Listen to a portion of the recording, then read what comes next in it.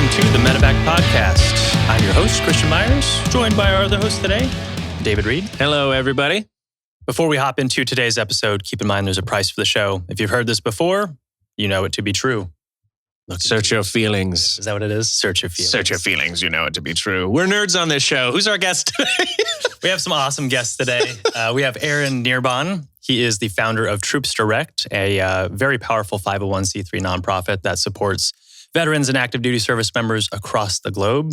And Andrew Six. He's a 14-year Army medic attached to a dust-off unit. And we're going to hear some cool stories about how these two gentlemen met and maybe some cool dust-off rescue stories.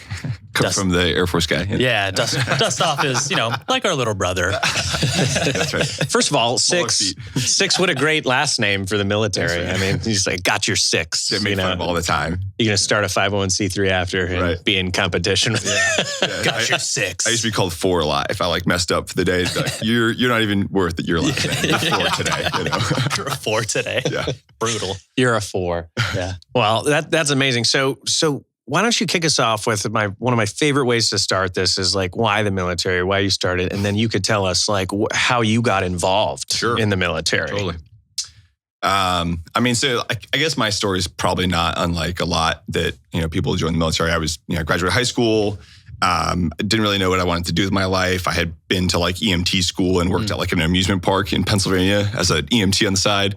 An amusement park. Oh yeah. Which one was it? Dorney Park. And it's in Pennsylvania, has some roller coasters, and I was like the little guy in the golf cart would show up and be like, nice. Hey, you have to be this tall, or whatever. But you were an EMT. Oh, yeah. So medical is something that you were always considering. Yeah. Okay. Yep. And then I was like volunteering at a fire department, and this guy was like, hey, the recruiter is like a pretty good looking woman. You should go down there. And so I showed up, never met her, but 6 weeks later, I was like in the Army. And that's basically it. I joined the Army. Do you often think of her? No, I'm happily married now. With regret. It was just kind of like my brother was in the Marine Corps. He had commissioned. I knew I kind of wanted to. And this was just sort of like that little like, you know what, maybe I will go down there right now. I'm like 18 and a half or whatever. I'll just go do this. And no Marines for you? No. Well, I wanted to, right? But I knew I wanted to be a medic. And then he was like, oh yeah, you guys are in the Navy. I was like, I don't know if I want to do that. I think I'm going to go a different path.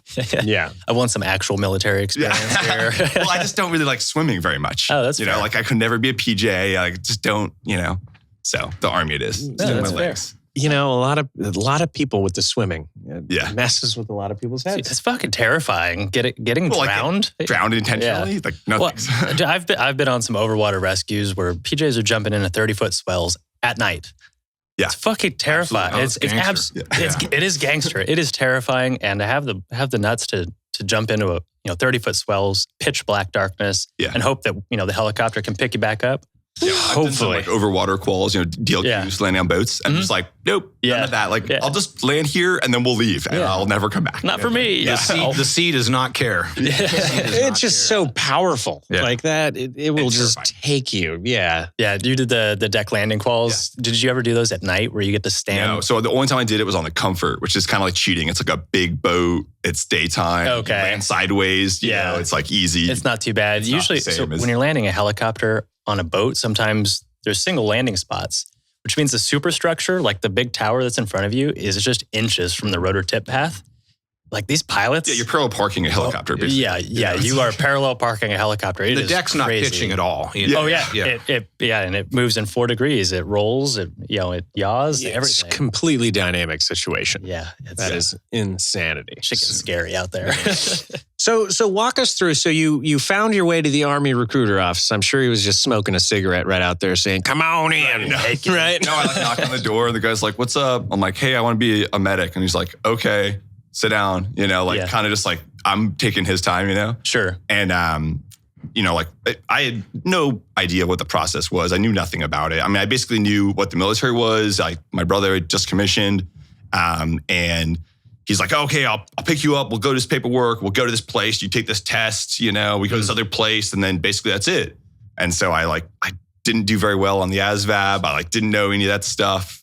I was old enough to sign for myself, and I basically shipped out whatever it was, 6 weeks later. Nice. It was 6 weeks. I think so, yeah. Quick turnaround, yeah. It was the summer that after I graduated. So it was like, basically like, when can you leave? And I'm like, now? Today, if you want, really.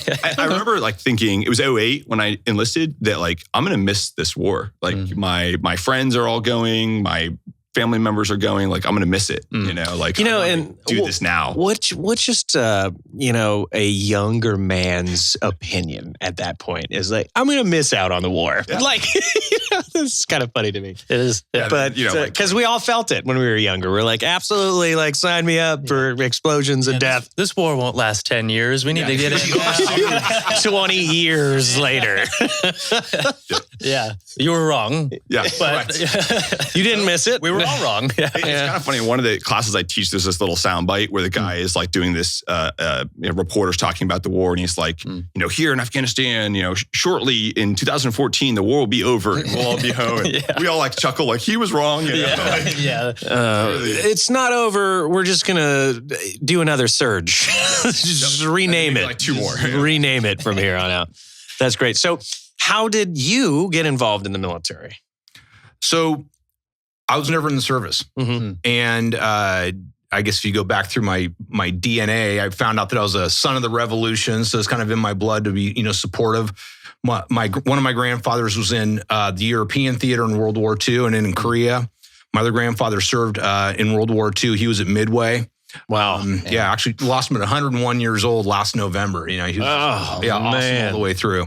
But anyways, and my dad didn't serve. And when I graduated college in 95, there really wasn't a call to serve. It was before 9/11. The first invasion that was, that happened and was done and gone. Bosnia, whatever. And so I just continued on, on my way through, business and stuff like that. Yeah. And one of my best friends who I went to college with, he went into the Marine Corps right out of college, and always remained friends. But just that's what he did, and this is what I did. And then in 2010. His birthday is the same birthday as my dad, so I always remember it's May 28th. And he was deployed to Sangin as a company commander with 3rd Battalion, 7th Marines. Mm-hmm. And I call up his wife, who was also a captain in the Corps at that time, and she was down at 29 Palms. And I call her up and say, hey, I want to send him a care package for his birthday. I've never sent a care package in my life. God bless America, but I've just never done it. What should I send him? And she goes, just send him the basics, some hygiene stuff and things like that. That's all he's really going to need. He's easygoing. And I'm like, okay, well, I go to Home Depot and get this like 24 by 24 box, instead of little APO boxes. Yeah. And $800 to ship. I just start packing stuff in there. I mean, toothpaste, coffee, dip, magazines. I mean, anything I can put in this box, and like 4 rolls of packing tape later, and I ship it out to him. And this was in early June of 2010. And a few weeks later, I get an email from him. He's like, holy shit. He's like, I need all this stuff. But he goes, the Marines under my command need even more than I do. So I'm giving everything to them. Dumb civilian. I'm like, well, hold on. Don't you have like, Hercs just dropping stuff on you all day long? Onyx boxes everywhere and trucks full of everything you need whenever you need, like, hey, need more of this? He's like, dude, no. Yeah. And I'm like, well, I got your 6. It's like, what do you need? I don't know what you need. I'm a dumb civilian. What do you need? You tell me exactly what you need. I'll get it, bro, and I'll get it to you. And it wasn't, send us cartons of smokes in the most recent issue of Playboy. It was, well, my medics need these things. We need bootlaces. We need more iPro. And I'm like, basic supplies. What? Wow. Yeah. And I'm like, all right.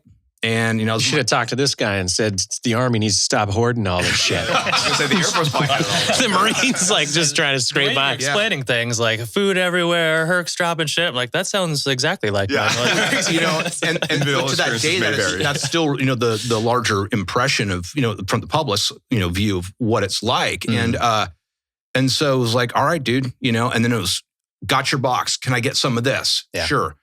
And then other commanders in the battle space were saying, hey, dude, where are you getting all this stuff? And he's like, my friend's sending it to me. It's like, well, would you mind if we emailed them too? And then, other other commanders and, across, Helmand province were like, you don't know me, but, and I was like, how do you say no? Yeah. And so, I'm just maxing out credit cards, for sake of helping, seriously, helping, guys out. You're just using your own money to supply all these things. I mean, Troops Direct was nothing at that point. It was just Aaron Negherbon in his garage at midnight, packing boxes. And that was when customs forms, you had to do them like triplicate. And all stuff by like that, hand and shit. Yeah. And that's insanity. And that was really the birth of it. And then we knew it got real when all of a sudden, we were getting calls from, 10th group at Fort Carson. They're like, hey, we heard about you through somebody. Can you help us out? And it's like, yeah, funny. Then we're getting calls from, some of the dudes with the teams down in Coronado. And it's like, okay, funny joke. Who's playing a prank on me? SEALs and Green Berets, they got everything they need. Well, and so that's really just been that was the spawning of what is this machine now in Troops Direct that makes sure that our Americans, wherever they are on the globe, get what they need to the letter, put anywhere on the globe that they need it put at no expense to them. So this was founded based off of your friend that you went to college with, so he kind of threw you under the bus and made you max out your cards. He probably asked me back then, could I help someone else out, Yeah. But what I do remember was they were getting back home in October of 10 or so, and they had the rip with 3-5. And he goes, hey, my buddy's the one of the company commanders for 3-5. Do you want to help him out too? Okay. Sure, yeah. And so his buddy calls me up. His name was Brian. He goes, hey, why don't you come on down to Pendleton and we can meet and stuff like that. So I fly down from the Bay Area where, we're based right now. And I walk into 62 areas of the north side of Pendleton. And I walk in and the entire command staff of 3-5 is sitting there like, thank you. And I'm like, all right, I've just bit off a whole lot more than I can chew, But Yeah, that was real. It was reinforcing the reality of the need and our ability, as small as it was back then, to support our Americans doing stuff. Makes sense. And to this day, it's not, hey, send us candy and send us, this. It's like, no, if it's not medical, tactical, or comms, or canine, or anything that's life-saving or mission accomplishing, it's not what we do. That makes sense. So let me ask you a question that's loosely related. Of all, anyone who talks to you, what branch do they think you're a part of?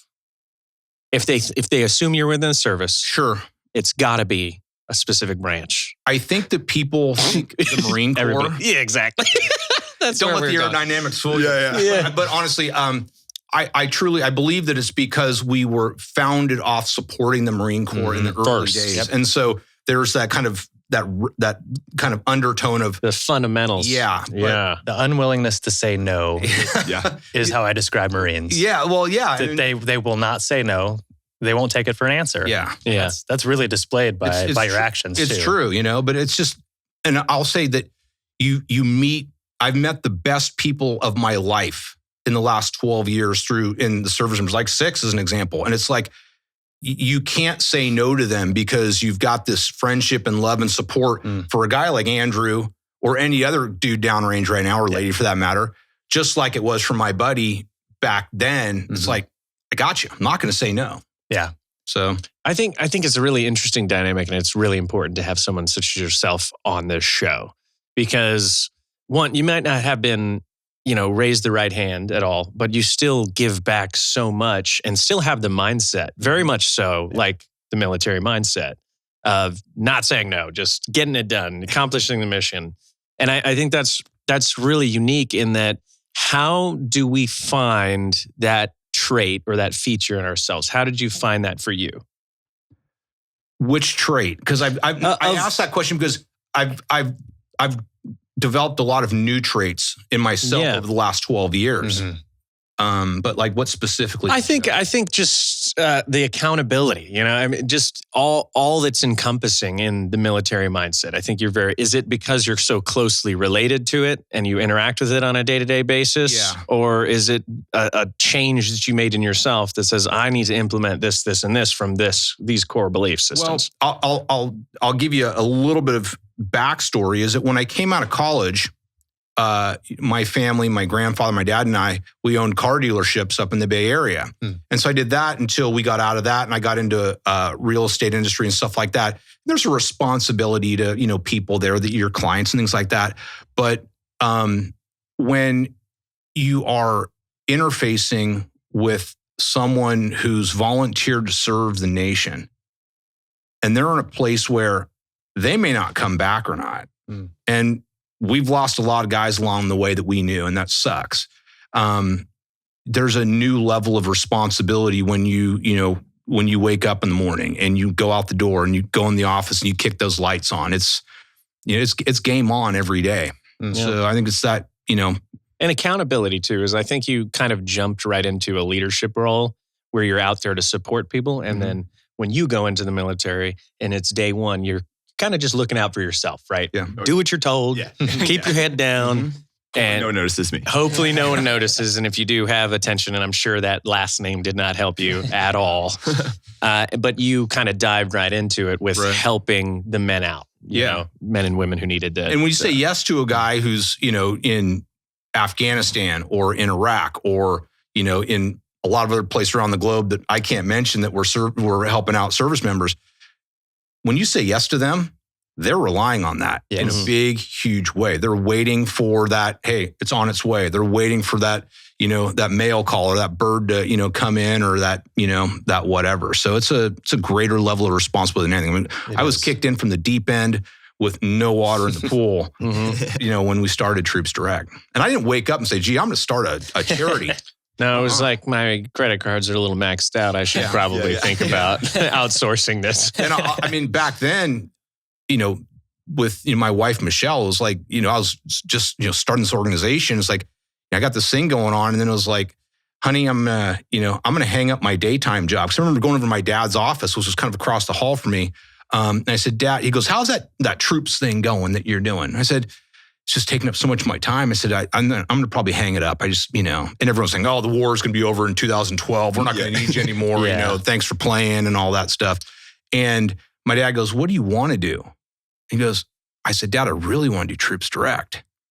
And he goes, take that jump. He goes, follow your gut and do what you want to do. And I'll never forget that conversation. But then I remember, you know, going home and saying, honey, I'm hanging up my career to do this thing. And it was pretty much, I'm expecting. And it was like, whoa, you know, and then, you know, and our first son, you know, Noah was shortly after. So I was like, all right, you know, how do I make this thing, you know, happen? And you follow your gut and you think about, you know, the hundreds of thousands that are out there, you know, putting in work every day. And you're just that small team. Back then it was just me, you know, it was that one guy doing the things for, you know, guys like Six. Yeah. So Six, when did your path, like, lead us up into the point that your paths crossed? So I want to kind of dive into your training as a ground medic. Sure. And how you transition to a flight medic as well. Yeah, so I enlisted in 2008. You know, I went to, you know, the standard basic training, AITL stuff to be a medic, and I got stationed at Fort Campbell, Kentucky, with 101st, and that was 2000 and I guess the beginning of 9. And right away went to Afghanistan in 10, and we were in Kandahar for 10. So it was, you know, it's not that far away from where those guys were. When were you there? I was in Kandahar from June of 10 to June of 11, basically. Oh man, I was out there as well. Oh yeah. I think we called where you guys were, like, we called it like the ruins or something. And it was just like, basically you heard firefights all day and all night there. Yeah. It's like, well, that sounds terrible.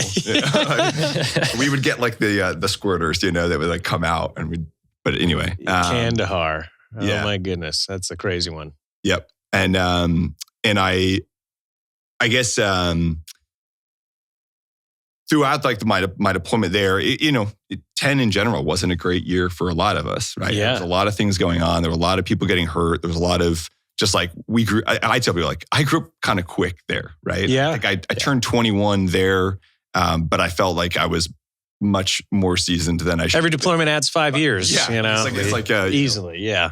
So it was, you know, it was kind of rough. And then throughout this like weird series of interactions, I met this flight medic who came to pick up some casualties from me, right? My platoon kind of blown up by a VBID, the building collapse and all this stuff. And these guys were evacuating my patients. And I remember just seeing this this guy that was a flight medic. And he was very calm, and like basically everyone around me was in chaos, right? The whole situation was kind of crazy.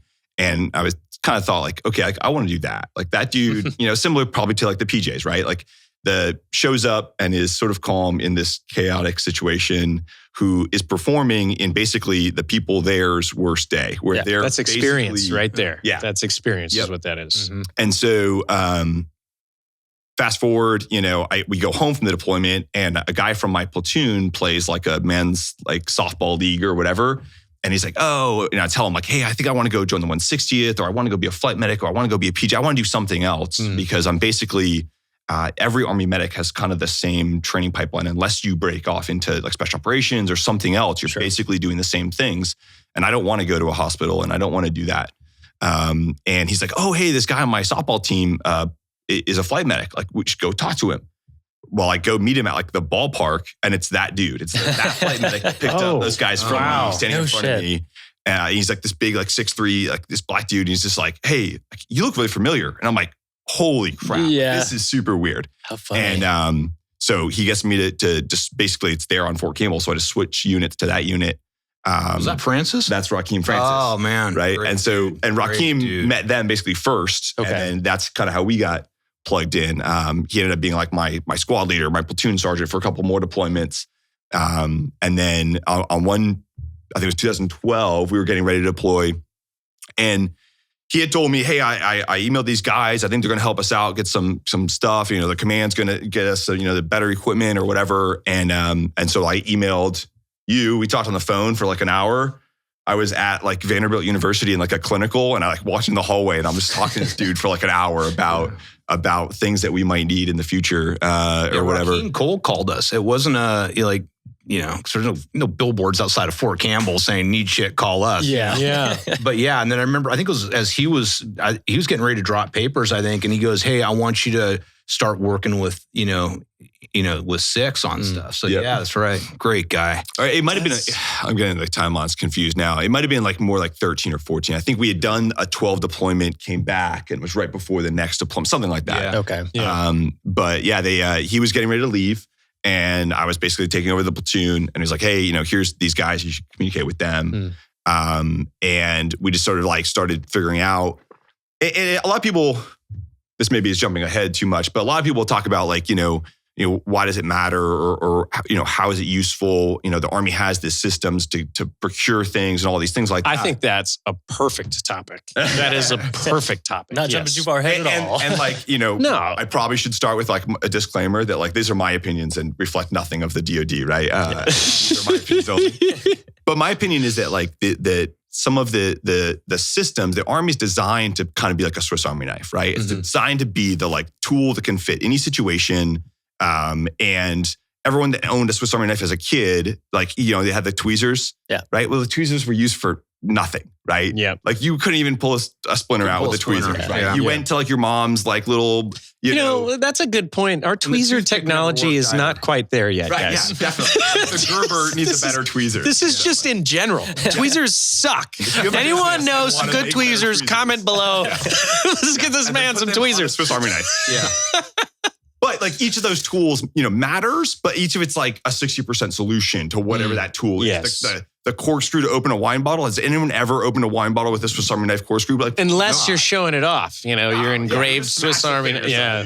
Hey guys, check out my Swiss Army knife. Yeah. It's got 97. I got a nice leather case for mine. There's always the one, the champion one that was about that thick, and it was so big you couldn't open anything. Yeah. So all he has is big red. Yeah, you're breaking block. your red block. Pull out the scissors or whatever, right? Yeah. But my point is that those things, that's kind of how the Army is, right? You have to have a tool that's useful for any option, any scenario. It's so diverse that's really not even that good at anything. Yeah. Yeah, just enough. I always tell people that Army training, trains you just enough to get yourself killed. Yeah. It's like combat, mountaineering. Yeah. I was like, yeah, hell yeah, right.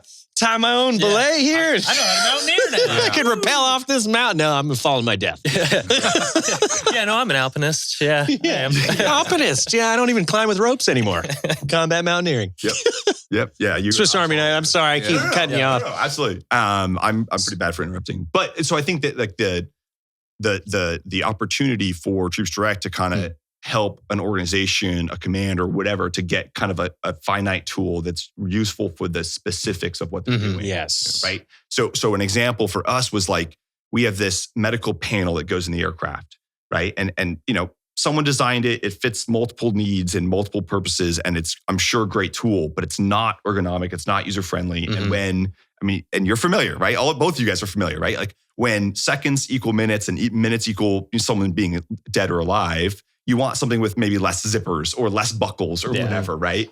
And so to get something that is accessible, that can save you just that little bit of time, it's basically the difference between being effective and being efficient, right? And so that's kind of the difference, right? It's like, it's not that we don't have a bag to do that. The one we have is the Swiss Army knife with the tweezers that are basically useful for showing off to somebody at a party, but not really the tweezers you want to pull out this. It's a broad spectrum. Yeah. You have a huge area of coverage, but what Troops Direct does is laser focus that specific service. Right. Yeah.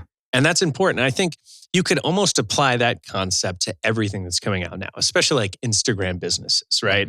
Is you have, these huge companies, like we could compare it with Terra Arma, our company is, you have, North Face, which does all these products out here, but then we laser focus onto base layers, that, regulation compliant items and stuff like that. And you have those systems and those nonprofits who do the same thing. And they have that just very specific service that just really bolsters up everything. Right. Yeah. And it's so funny that you have to communicate between an external government agency or organization to get those services in need, like fucking toothpaste, And the way we look at it is, and I guess this is, our disclaimer is that, the government does a good job in supplying our service members what they need. What do I do with my hands? Yeah. No, but it is we believe at Troops Direct that the individual on deployment in the dirt, doing what they're doing, knows better than anybody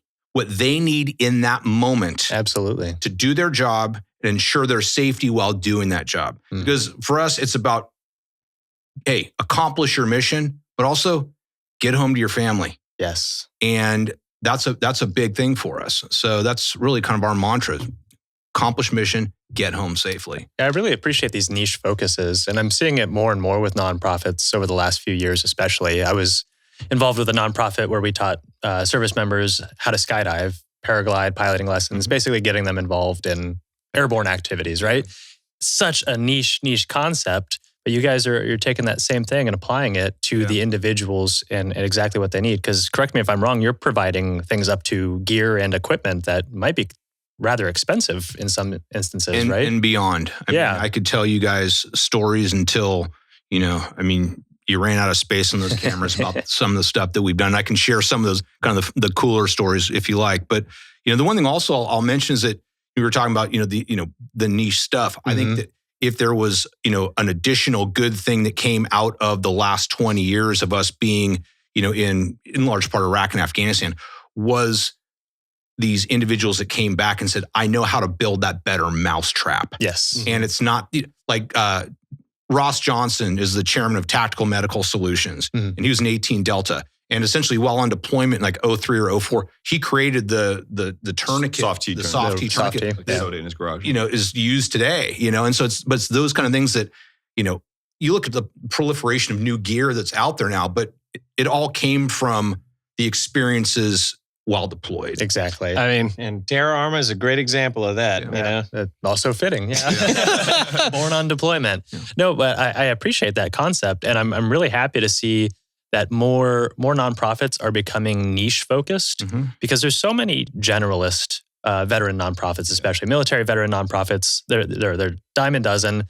There's a lot of them who just do general aid, right? But I really like watching these niche ones come together because when they start partnering up with the other niche nonprofits, you basically have a big shopping list for veterans to be like, okay, well, this person teaches, this person teaches me how to mountain bike or skydive or whatever it is. This person is going to build a house for free. This person's going to, take my family on vacation or whatever it is. They're fitting a very, very focused purpose, but you know what you're getting out of them. It's not, you're not applying for a grant and hoping to receive something out of it. It's very laser focused. So they know what they're getting out of it. And that's huge for a lot of people. But you know what's frustrating now is that Troops Direct has really become one of the only games in town for supporting service members, because a lot of the nonprofits that were out there during the high times of the war, they've either switched their mission, and good for them, to supporting the veterans, to supporting the wounded.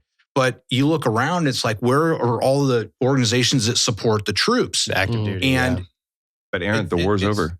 Yeah, that's right. The war's over. Yeah.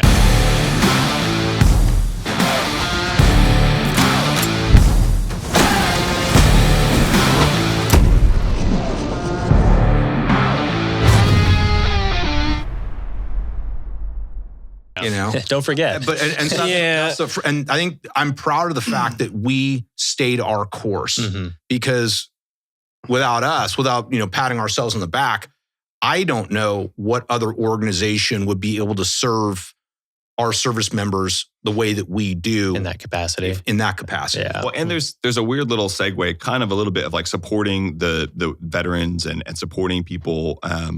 Right. I mean, there's a lot of organizations, you said, that support people physically, mentally, right?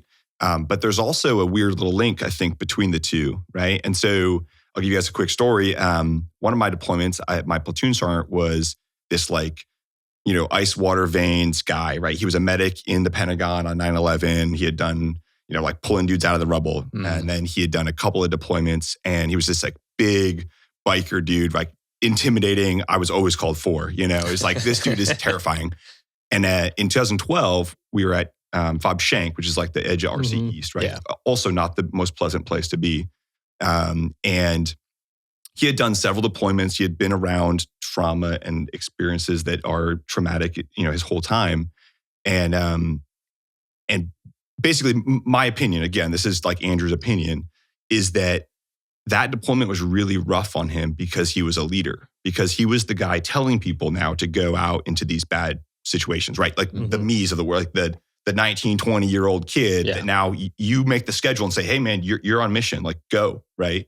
And that like kind of burden of leadership, I think, is what did, much more to his, I think, psychological, and I've done this as well as a platoon sergeant, right? Sure. Like I've never felt more kind of responsible or like more emotionally attached, right? Like there's a certain amount of emotion. You're responsible for other people's lives outside of your own now. Right. And that naturally is going to come with a different type of stress. Yeah. And then when they go in an environment and it's dangerous or it's someone gets hurt or whatever, right? And they come back, like you want to hug them like they're your kids. Like I'm so okay. Yeah.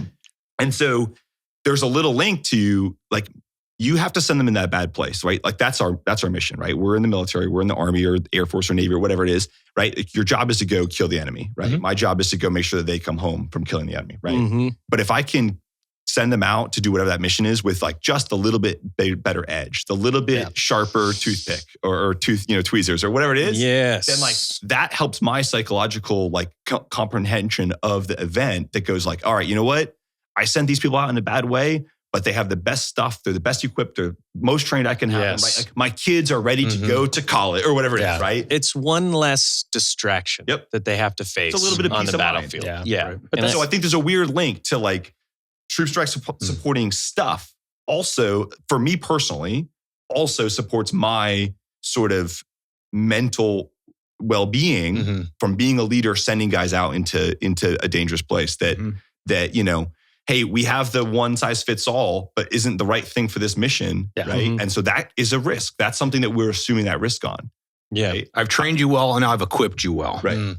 So I think that it's linked to those two things. Yeah, I think it's a mark of good leadership too, the way that you're explaining this, right? A lot of leaders accept responsibility and they can feel responsible if something happens, but knowing that you've preemptively checked those boxes, hey, have I done the best of my ability to ensure their survival? That is a mark of good leadership.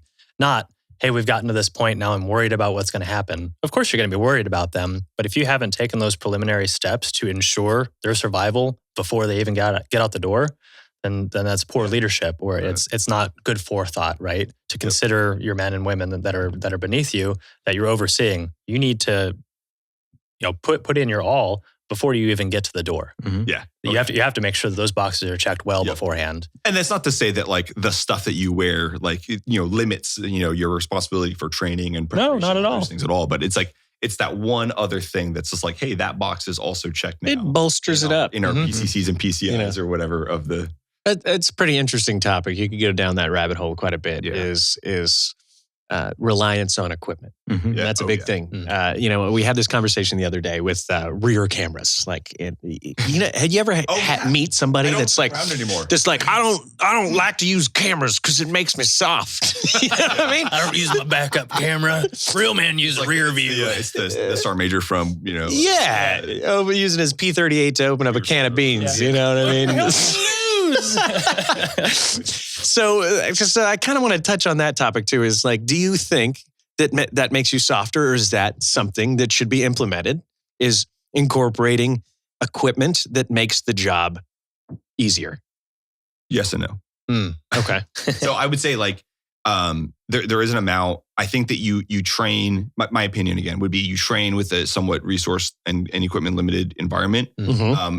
Maybe as well as or as much as Land navigation is a great example You of take this. out a compass and a protractor and a You know how to do it. and you You're do it. trained and then you get to use your GPS and right? proficient at this, but we use GPS. And in Army medicine, we talk about this all the time, right? Like an example would be intubation, right? Putting a tube in someone's throat. We'll talk about all the time. Like you have to do this with the sort of most basic tool, the laryngoscope, before you take out the glide scope, Yes. the camera, Yeah. the backup camera of your truck, right? You have to do it this most archaic way before you move on to the next step, right? And again, in medicine, like we'll say, treat the patient, not the monitor. Mm-hmm. Because there was a time when people would focus so much on just that machine.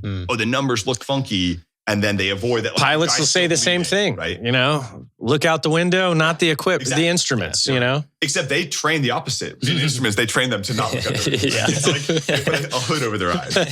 But yeah, absolutely. I think you have to do both. Yeah, you have to do You both. have to master the basics before you move on to the next thing. Yes. And I would say that there's probably some areas where the technology is the problem, right? Or like you think of like cyber or like those things. Like there isn't really a way to master that, I don't think, with a boots on the ground or whatever. Like that's a theoretical thing. Like I don't know how you would do that without the tools. You know what I mean? Like the tools can really make that better.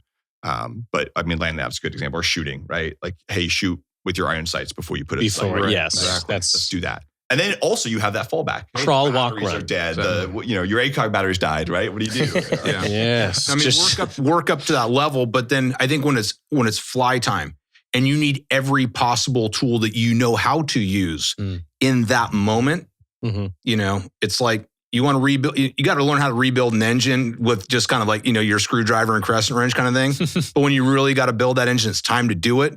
You want the big, huge toolbox with everything in there that is available to you, because if you don't, you lose that race. And so, it's the same thing. Give them I remember you saying, like, the ALS bags we provided to you, it's like when you're treating 4 individuals at once, well, the seconds count and the seconds turn into minutes when you're treating 4 individuals. And that is, I think, if I don't want to quote you, but that's the difference between someone making it and somebody not. Yeah. Mm-hmm. Or someone making it, just long enough to go to Germany or something, That's incredible. And I think it's important to highlight at the same time is that you provide, Troops Direct provides gear that does save lives in the long run because it shaves seconds, right? Yeah.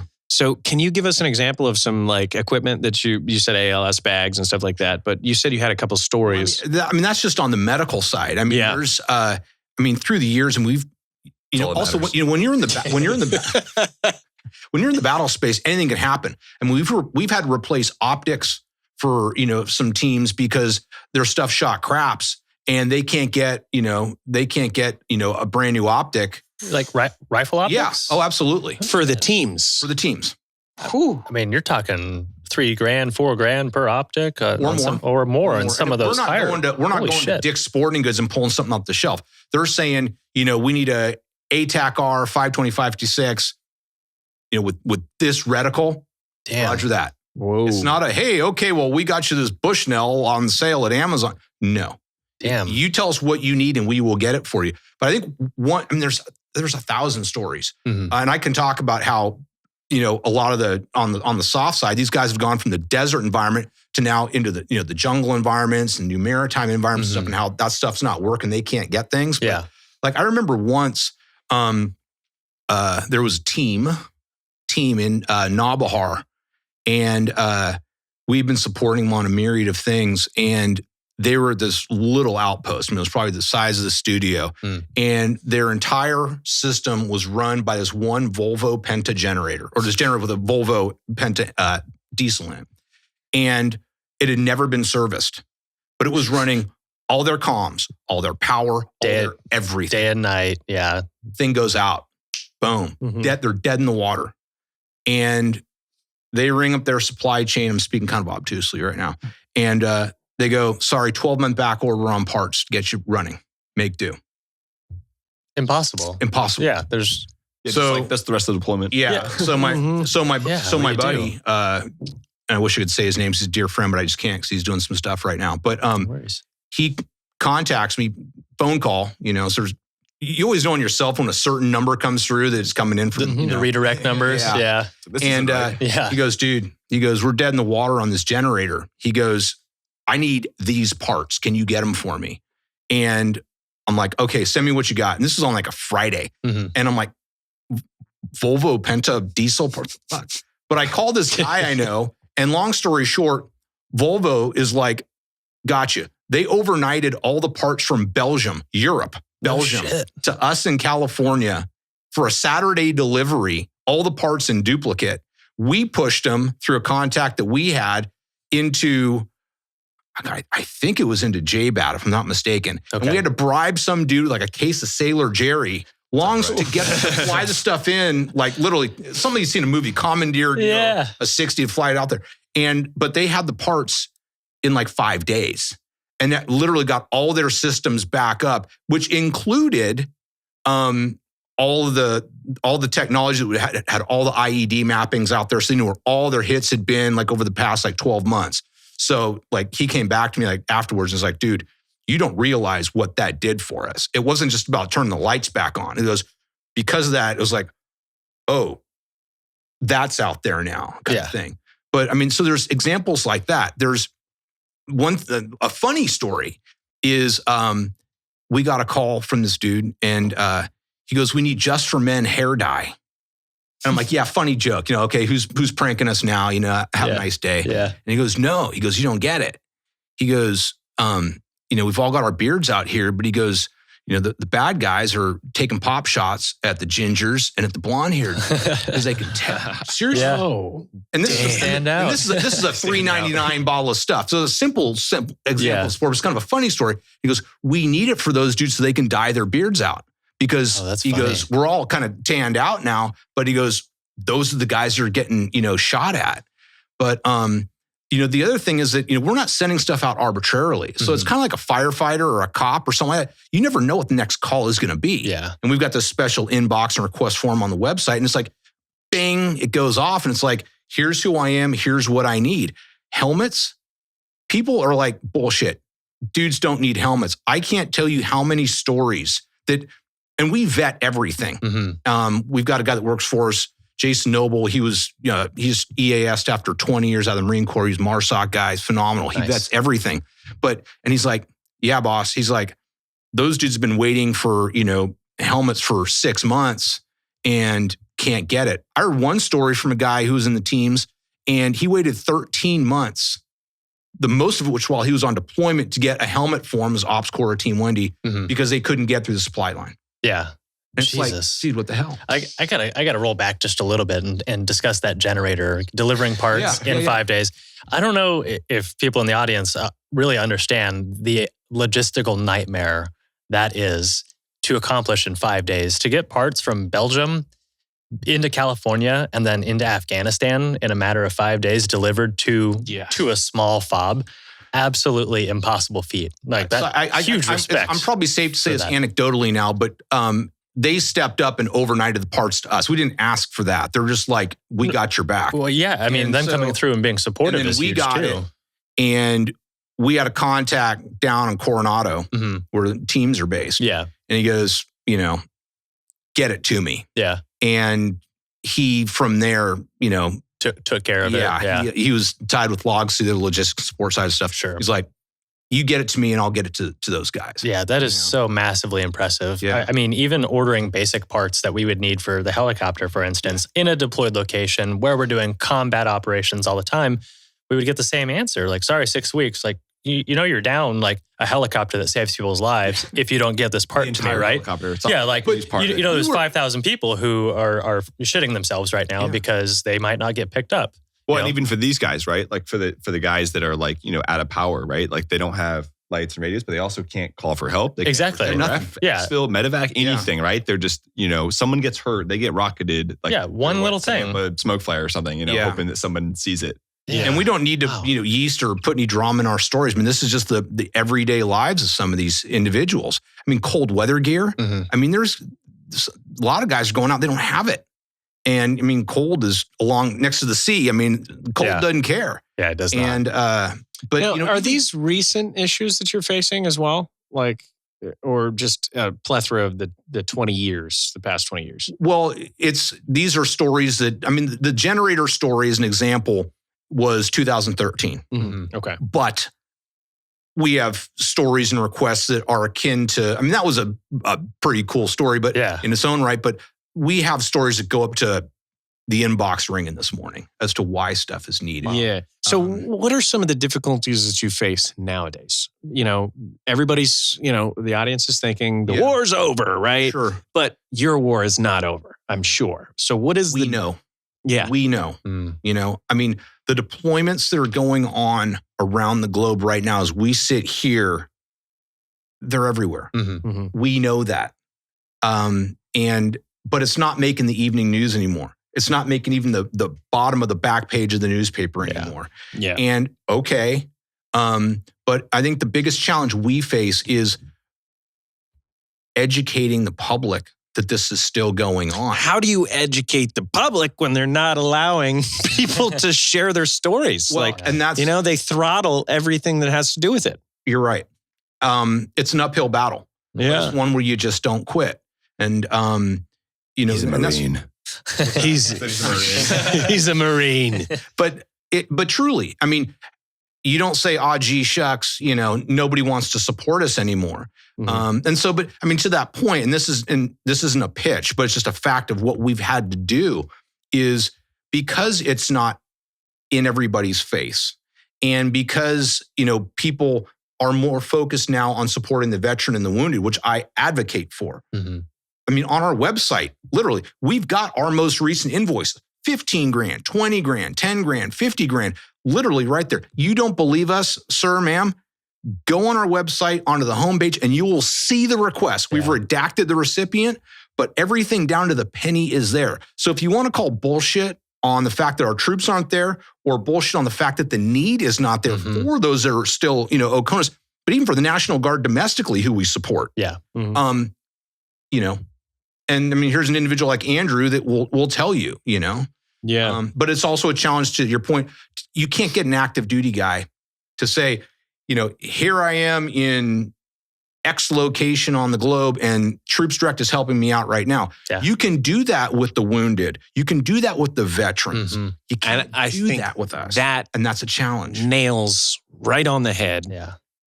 With a lot of these nonprofits out there is we just want to showcase what we're doing and show the impact. Mm-hmm. And you're doing that at the expense of helping those who truly need it. Mm-hmm. And that's why it's not as glorifying to help active duty vets or active duty troops because they can't talk about it. Mm-hmm. Right. The government's definitely not going to say, we're not supplying you. These guys are. Thank you for what you do. But you have nonprofits out there who want to be in the spotlight and they want to showcase that. Mm-hmm. And it's really just detrimental. We don't want to parade out, people. We don't want to, go out there and rah, what we're doing. We want to celebrate, if you will, the fact that we made it happen for a service member who's out there. But at the same time, and rightfully so, there's so much OPSEC out there that we respect and will never breach. I mean, me talking to Andrew about coming out to San Antonio for this was like, I want to be clear. I'm not yanking you here. You keep it at your level and however you want, because we never want our service members to think, oh, gee, Troops Direct is awesome, but we're going to have to do X, Y, or Z in exchange. There is zero tit for tat. It's here you go, bro. Do your job.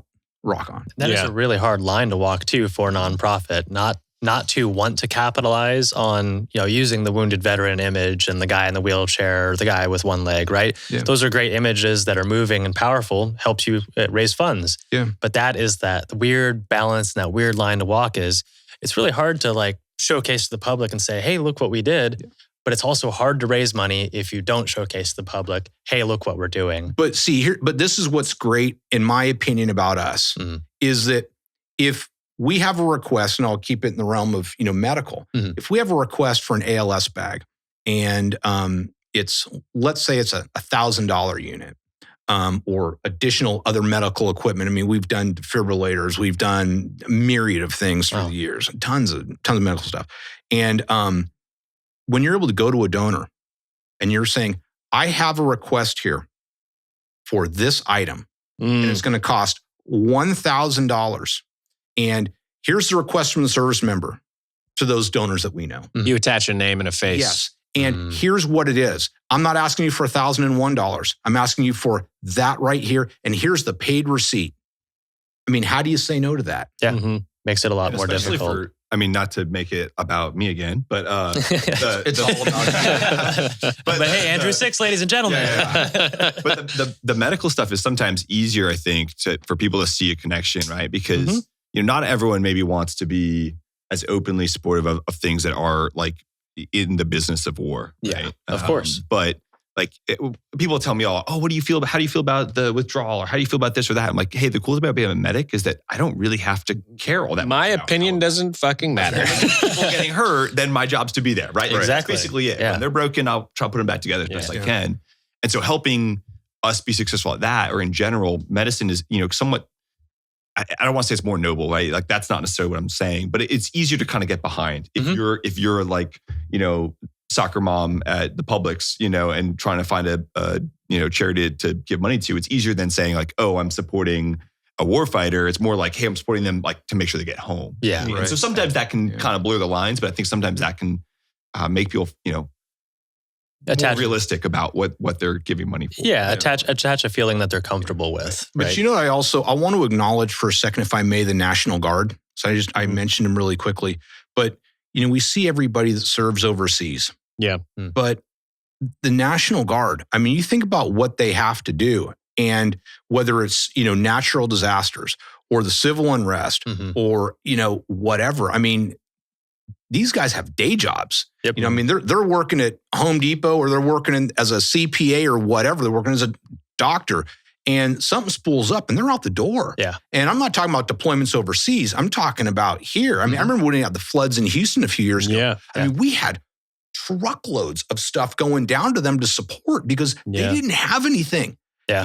When COVID popped off, and on the East Coast, just like through the tri-state area, and this was when COVID was this big unknown, Yeah. They had no PPE. I mean, no PPE. Yeah, zero. And they're out there, checking people and all that stuff.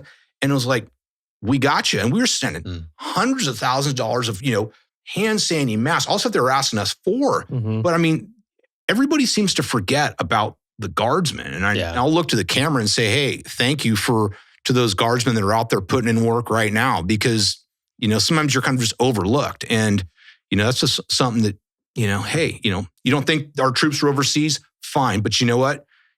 That troop is picking you off of a roof when there's a flood. Yeah. Or they're saving your house when there's a wildfire. Yes. Or when they're burning down your city, they're the ones protecting your city block. So that's something to always remember. And they're rotating overseas, right? And they're doing just as many of those rotations as anyone else is. Well, we were just talking this morning. There's some guys heading out the door right now, right? Everywhere, all over the place.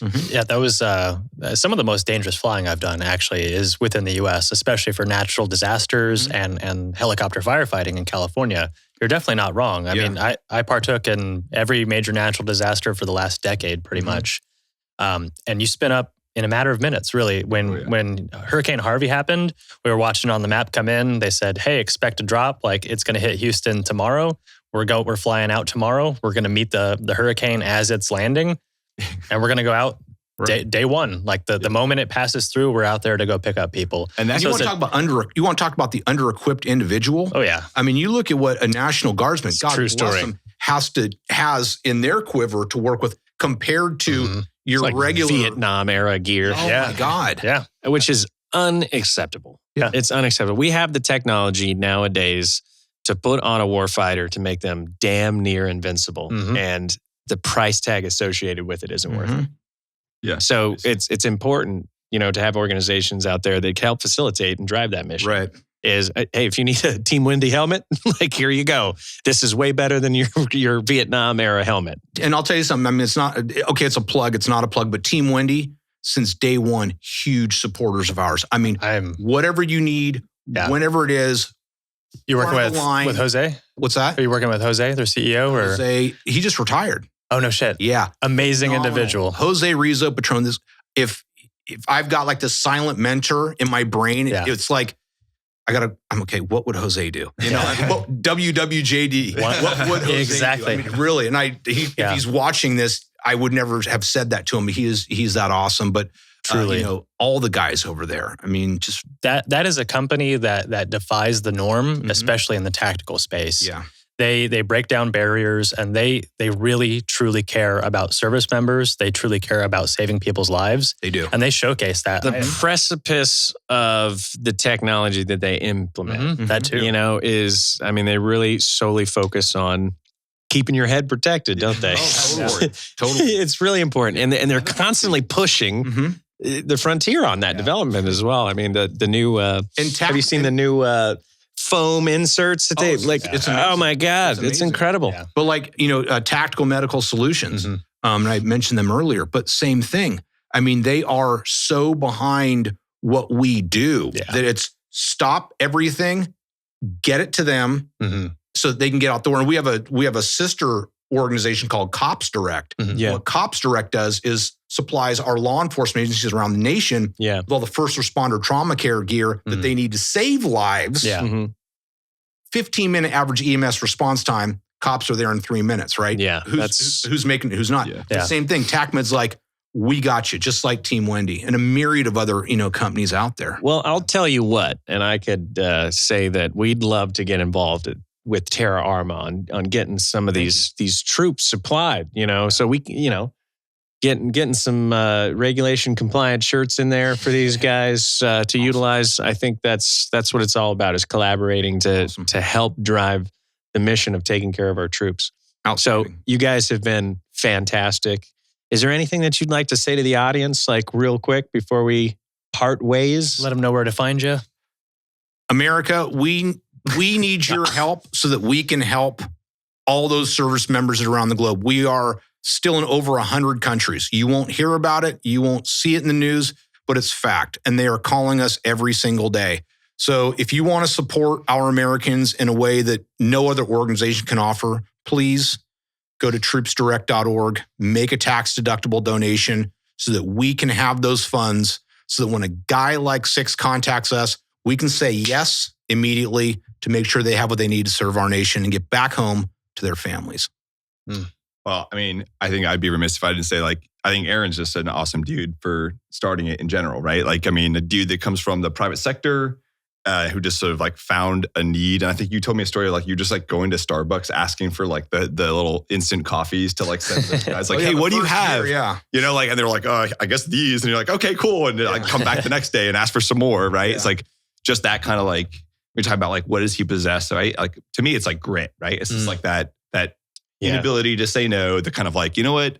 This, my gut tells me is the right thing to do, right? And then your dad is obviously pretty awesome to inspire you to say, you know what? Maybe you should try to do that. Yeah. So, I mean, I think that my 2 cents would be that thank you for doing what you do, right? Because it's nice to also be, 7,000 miles away and know that there's somebody in your back pocket that your mom loves you and she cares about you. And there's just that one person you can call that can facilitate and drive the mission. But also, Troops Direct, I'm not some, lone, operator, Rambo, John Jay doing stuff. I mean, we are truly a fire team. It's me, it's Adina, it's Melissa, and it's Jason. I mean, we are the ones that, we hit that buzzer every morning. As a team, we're the ones that affect it. And on the Cops Direct side, I've got Jake White, and he and I are working every single day to make that happen. But it's a group effort. And to have people like Andrew come out and validate what we do and lend, credence to our mission goes a long way. And thank you guys for having the belief in us to have us come all the way out here to talk to you today. It means a lot. We appreciate you guys, and we appreciate what you're doing. And it's our pleasure and honor to help share that mission. Thank you. So thank you for being on the show. Right on. Absolutely. Well, this has been the MedEvac Podcast, ladies and gentlemen. Thanks for watching. We'll see you next week. See you next time.